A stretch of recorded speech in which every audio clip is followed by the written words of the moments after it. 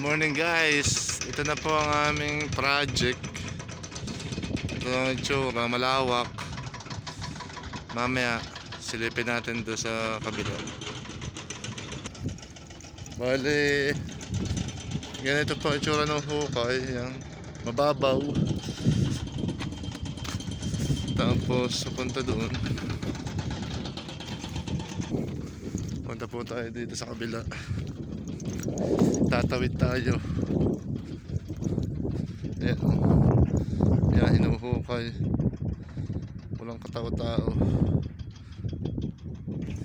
Yan, nakatawid na tayo sa kabila. After ilang minutong paglalakad, ito naman tayo dito sa kabilang area. Nandito na tayo sa mismong planta. Ito na yung mismong plantang gitnang ito.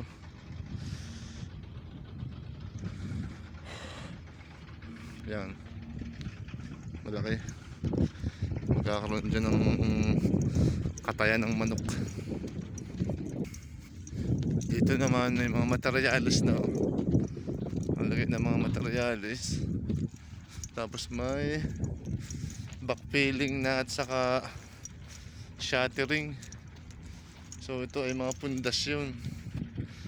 So lalagyan dito ng bakal. Lalagyan ng bakal tapos tatayo siya angat. Yan, mga 1 metro. So yan, lawak din yan. Doon may hukay, tapos dito backfill.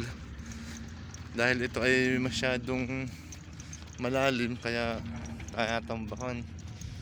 Pag mababaw, pag mataas pala, hinuhukay. Pag mababaw, tatambakan.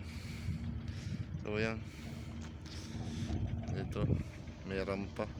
Tapos tuloy-tuloy lang po ang gawa dito. Tuloy-tuloy lang ang backfilling. So yun lang po muna. At ingat kayo sa napakalaking project. Bye bye. Almaray PPP4.